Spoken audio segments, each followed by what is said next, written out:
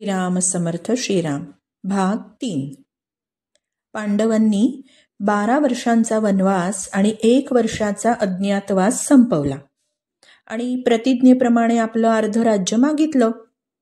तेव्हा अर्ध राज्य तर सोडूनच द्या, पण दुर्योधनाने तीक्ष्ण सुईच्या टोकावर मावेल इतकी जमीन सुद्धा द्यायला नकार दिला. अंततः कौरव पांडवांचं युद्ध निश्चित झालं. महाभारतामध्ये एकूण 18 पर्व आहेत आणि त्यापैकी भीष्म पर्वांतर्गत ही श्रीमद भगवद्गीता येते. संजय हे धृतराष्ट्राचे मंत्री होते. संजयांचा जन्म गल्वगण नावाच्या सूतापासून झाला होता. संजय कसे होते तर मुनीप्रमाणे ज्ञानी धर्मात्मा होते. व्यासांनी संजयाला दिव्य दृष्टी दिली आणि त्यामुळे संजय युद्ध पाहू शकत होते. धृतराष्ट्राचा मात्र मनामध्ये आपपर भाव होता. कसा की दुर्योधन इत्यादी माझे पुत्र आहेत आणि युधिष्ठिर इत्यादी माझे पुत्र नाहीत, पांडूचे आहेत. त्यामुळे पहिल्या अध्यायामध्ये धृतराष्ट्रांनी आपल्या पुत्रांसाठी मामकहा आणि पांडुपुत्रांसाठी पांडवाहा असं म्हणतायत ते आणि विचारतायत काय करतायत हे दोन्ही सैन्य काय करतायत.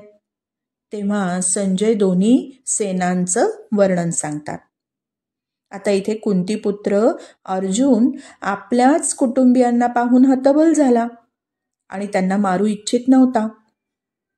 युद्धामुळे काय होतं तर कुळाचा नाश होईल, युद्धामुळे धर्म भ्रष्ट होईल, नष्ट होईल, युद्धामुळे वर्णसंकर होईल, असा सर्व युक्तिवाद श्रीकृष्णाला तो सांगतोय.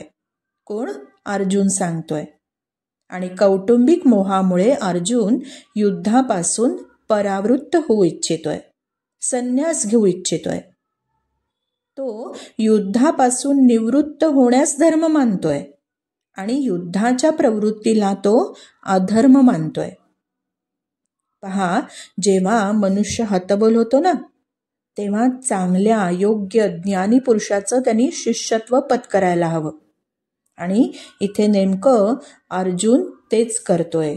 अर्जुन कृष्णाला विचारतोय, त्याचं शिष्यत्व पत्करलंय की त्याला इतकी चांगली उपलब्धी मिळाली आहे की श्रीकृष्णासारखा गुरु त्याला मिळालाय. म्हणून भगवंतांनी सुद्धा अर्जुनाला कर्तव्याचं ज्ञान करवून दिलंय. अर्जुनाच्या निमित्ताने मनुष्य मात्रालाच उपदेश केलाय की शास्त्राच्या आज्ञेनुसार आपल्या कर्तव्याचं पालन करायला सदैव आपण तत्पर असलं पाहिजे. त्यापासून आपण कधीही पाठ फिरवू नये. श्रीराम समर्थ श्रीराम.